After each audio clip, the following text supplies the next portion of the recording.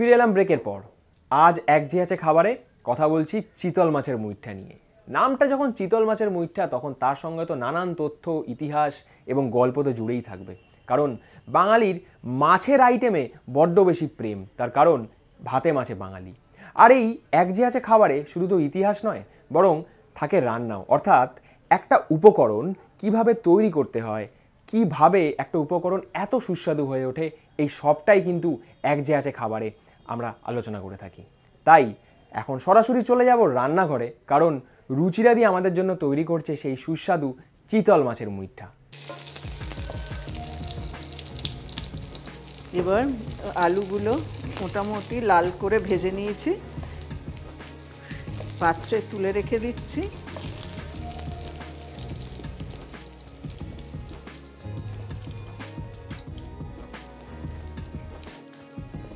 তারপর আমি পেঁয়াজ বাটা,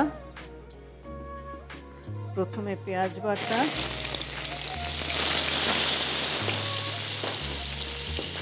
তারপরে রসুন বাটা ও আদা বাটা,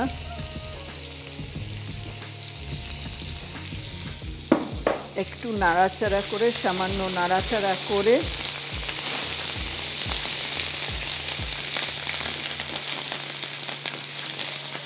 তারপরে আমি পরিমাণ মতো টমেটো বাটা দিয়ে দিচ্ছি।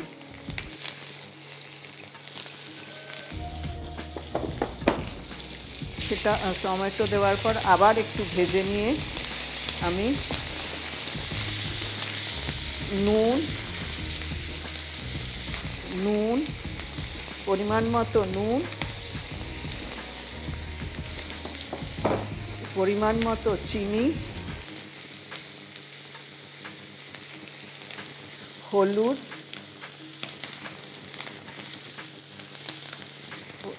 পরিমাণ মতো লঙ্কার গুঁড়ো স্বাদ অনুযায়ী, আর গরম মশলার বাটা ও গোলমরিচের গুঁড়ো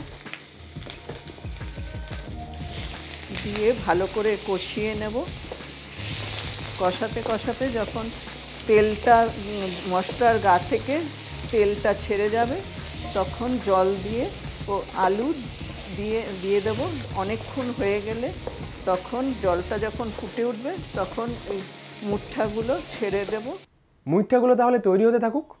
কিন্তু ছোটবেলা থেকেই আমার মাথায় একটা প্রশ্ন ভীষণ ঘুরপাক খেত, তা হচ্ছে এই মুইঠা বানানোর জন্য শুধু চিতল মাছকেই কেন ব্যবহার করা হয়? কারণ বাঙালির তো আরও অনেক মাছই প্রিয় রয়েছে, যেরকম ধরা যাক রুই মাছ, কাতলা মাছ, পার্শে মাছ, ট্যাংরা মাছ, হরেক রকমের মাছ। কিন্তু যখনই মুইঠার প্রসঙ্গ ওঠে তখন শুধু চিতল মাছ কেন? আসলে এই চিতল মাছের মধ্যে এমন কিছু গুণাবলী রয়েছে যা মানুষের স্বাস্থ্যের জন্য ভীষণভাবে প্রয়োজনীয়। অর্থাৎ সেই উপাদানগুলো মানুষের শরীরের জন্য ভীষণভাবেই উপকারী এবং অত্যন্ত জরুরি। বঙ্গে ফুটবল মানে যেমন ইস্টবেঙ্গল, মোহনবাগান, মহারণের কথা মাথায় আসে, ঠিক তেমনই চিতল মাছের নাম আসলেই মনে আসে মুইঠার কথা, আর যা খেতে দারুণ সুস্বাদু। পুষ্টিবিদদের মতে এই চিতল মাছের মধ্যে রয়েছে নানান উপকারিতাও। খাদ্য বিশেষজ্ঞদের মতে চিতল মাছে আছে omega 3 fatty acid, vitamin D এবং বি2-র মতো উপাদান, যা আমাদের চোখের স্বাস্থ্যের জন্য খুবই উপকারী। অর্থাৎ স্বাদ এবং স্বাস্থ্য একই সঙ্গে। তবে এখন কিন্তু একবার রান্নাঘরে ফিরে যেতেই হবে, কারণ রান্না প্রায় শেষ হয়ে এসছে। আলু সেদ্ধ হয়ে গেছে,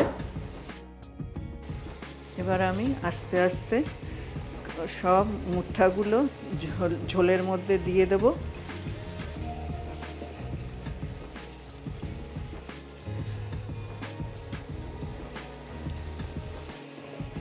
আর এপিট এপিট নাড়িয়ে নেব যাতে সবার মধ্যে ঝোলের রসগুলো ঢুকে যায়, স্বাদ ভালো হয়। ফুটন্ত ঝোলে মুঠাগুলো পড়লো, তার উপর পড়লো ঢাকা, সে ভালো করে ফুটতে থাক, হতে থাক। আর আমি নিয়ে যাই আপনাদের ঠাকুর বাড়িতে। পূর্ণিমা ঠাকুরের ঠাকুরবাড়ির রান্নাতে জেনেছি সেখানেও মুঠা তৈরি হতো নানা রকমভাবে। একরকম মুঠার কথা বলি, সেখানে কোনো রকম মাছ পড়তো না।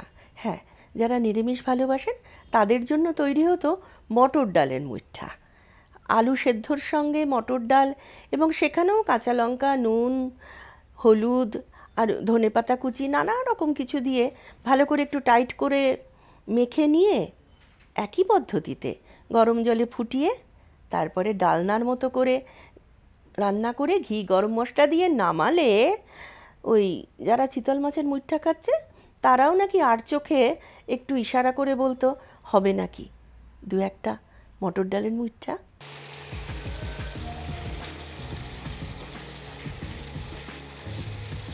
আমার মুঠা রান্না তৈরি। এবার আমি গ্যাসটা অফ করে দিচ্ছি।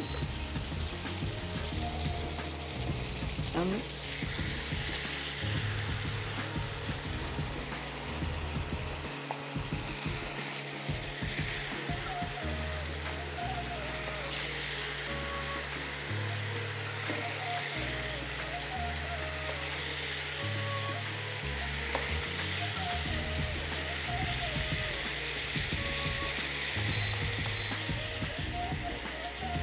আমার মুঠা রান্না তৈরি।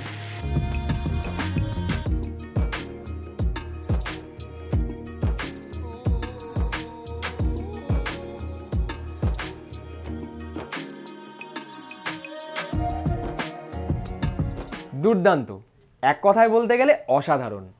যে খাবার দেখতেই এত সুন্দর সে খাবার তো অবশ্যই খেতে ভালো হবে। তাহলে আর কি, আমি গল্প শেয়ার করলাম, রুচিরাদি রেসিপি শেয়ার করলো, তাহলে আর দেরি কিসের? আজই বাজার থেকে নিয়ে আসুন চিতল মাছ আর বানিয়ে ফেলুন এই সুস্বাদু চিতল মাছের মুইঠা। আজ কিন্তু সময় একদম শেষ, দেখা হবে আগামী পর্বে। ততক্ষণ ভালো থাকুন, সুস্থ থাকুন এবং অবশ্যই খাবারে থাকুন আর দেখতে থাকুন ওয়ান।